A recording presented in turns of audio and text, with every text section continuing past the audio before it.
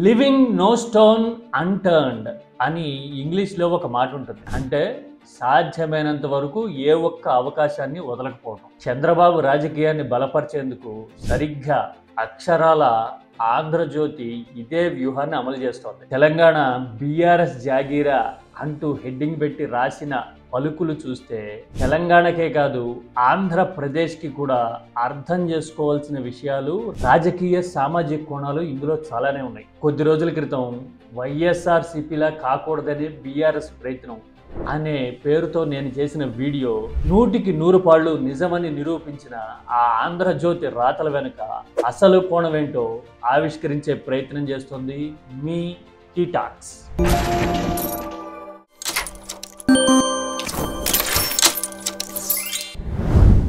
చంద్రబాబు కూటమి తెలంగాణలో మళ్ళీ రీయాక్టివేట్ అయ్యే సన్నాహాల్లో ఉందని నాకు ఫీలర్స్ వస్తున్నాయి అంటూ ఆంధ్రజ్యోతి రాసిన ఆర్టికల్ చూస్తే, పలుకులు చూస్తే ఒక వ్యూహం క్లియర్ కట్గా అర్థమవుతోంది. కొన్నాళ్లుగా మీడియా సంస్థల్లో అలజడి ఎందుకు రేగుతోంది, బీఆర్ఎస్ వైపు నుంచి ప్రతిఘటన ఎందుకు వస్తుంది, ఏపీ రాజకీయాల తరహాలోనే తెలంగాణలో కూడా పట్టు బిగించాలన్న ఎత్తుగడ మొదలైందా అనే సందేహాలన్నిటికీ సమాధానం దొరుకుతోంది. చంద్రబాబు నేతృత్వంలో బీజేపీ కూటమి తెలంగాణలో కూడా మళ్ళీ క్రియాశీలకం అవ్వాలి అన్నది ఆలోచన అని ఆంధ్రజ్యోతి పలుకులు రాయడం చూస్తే, ముందు తెలంగాణలో ఓ పక్క నుంచి బీజేపీ, మరో పక్కన అధికారంలో ఉన్న రేవంత్ రాజకీయంగా బలపడిపోతున్నారని, బీఆర్ఎస్ పూర్తిగా పూర్వపక్షం అయిపోయి చెదిరిపోతోంది అనే ప్రచారాన్ని ముందుకు తీసుకెళ్ళాలి అనే వ్యూహం సిద్ధమైనట్టుగా కనపడుతోంది. నిజానికి అసలు చంద్రబాబు ఇమేజ్ పరంగా కానీ, రాజకీయంగా శక్తియుక్తుల పరంగా కానీ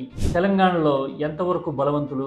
నేను నా ఎక్స్పీరియన్స్ ఒకటి కోట్ చేస్తాను. 2018 అసెంబ్లీ ఎన్నికలు జరుగుతున్నప్పుడు, ఎన్నికల ప్రచారంలో పాల్గొనడానికి వచ్చినప్పుడు చంద్రబాబుతో నేను ప్రత్యేకంగా 1-to-1 మాట్లాడిన సందర్భాల్లో వ్యక్తమైన అభిప్రాయాలు, నేను చెప్పిన అబ్జర్వేషన్స్ ఇక్కడ గుర్తు చేస్తాను. అవేంటంటే, కేవలం 16 సీట్లలో పోటీ చేస్తూ మీరు డూ ఆర్ డై అన్నట్టుగా ఇంత ఫైట్ చేయడానికి కారణం ఏంటి అని అడిగినప్పుడు, రాజకీయంగా ఏపీలో తనకి ఇబ్బందిగా తయారైన వైసీపీని బీఆర్ఎస్ బలపరుస్తోంది కాబట్టి బీఆర్ఎస్ని ఇక్కడ ఓడించడం తనకు అవసరము అని చంద్రబాబు చెప్పడమే కాదు, తన వ్యూహం కేసీఆర్కి రాజకీయంగా పాయింట్ బ్లాంక్ సెట్ చేసిందని, దాని నుంచి కేసీఆర్ తప్పించుకోవడం అసాధ్యం అని చంద్రబాబు మాట్లాడడం అనేది నాకు పర్సనల్గా తెలుసు. అలాగే ఇప్పుడు చంద్రబాబు రాజకీయ వ్యూహాన్ని పైకి లేపడానికి ట్రై చేస్తూ తెలంగాణలో మళ్ళీ యాక్టివేట్ అవుతారు అని చెప్తున్న ఇదే ఆంధ్రజ్యోతి ఎలాంటి ఫ్లిప్ ఫ్లాప్స్, అంటే అటు నుంచి ఇటు నుంచి అటు మాట మార్చింది అనే దానికి కూడా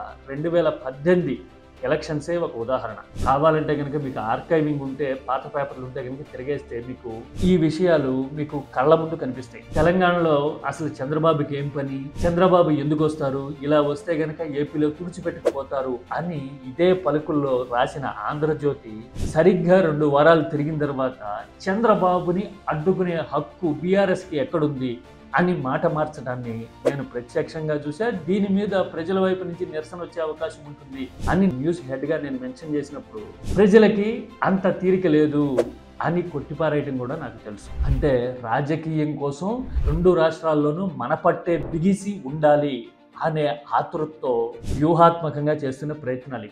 ఇంతకీ తెలంగాణలో చంద్రబాబు గుడ్విల్ కానీ, టీడీపీ పరిస్థితి కానీ ఏంటి?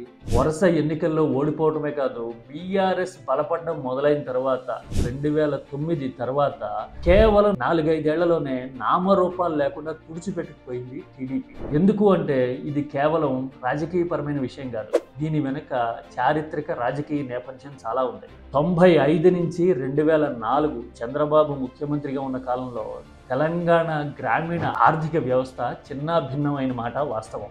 రైతు ఆత్మహత్యల్లో మరాఠ్వాడాతో పోటీ పడే స్థాయిలో అప్పటి ఆంధ్రప్రదేశ్ అగ్రస్థానంలో ఉండేది. దీనికి ప్రధాన కారణం తెలంగాణలో రైతుల దైన్యం. ఆ తర్వాత చేతి వృత్తులు పూర్తిగా దెబ్బతినడము, ఆఖరికి కళ్ళు గీత లాంటి వృత్తులు కూడా దారుణంగా కకావికలం అయిపోవడం అన్ని తెలంగాణ జీర్ణించుకోలేకపోయింది. వ్యవసాయ ఉత్పత్తి అంతా నాశనం చేసింది. తర్వాత పరిశ్రమను మూసి వరల్డ్ బ్యాంక్ ఏజెంట్. ఇలాంటి పరిస్థితులే కేసీఆర్ ఉద్యమానికి ఆసరా అయ్యాయి.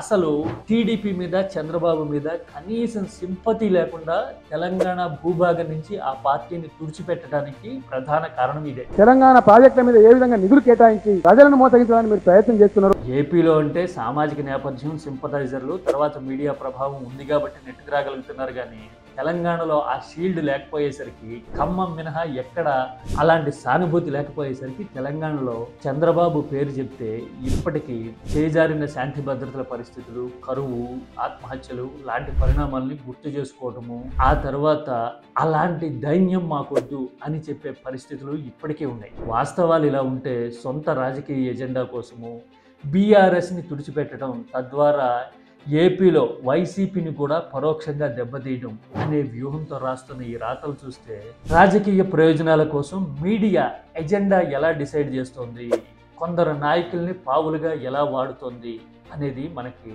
అక్షరాల కళ్ళ ముందు వాస్తవంలా కనిపిస్తుంది. మీరేమంటారు? This is key talks for you.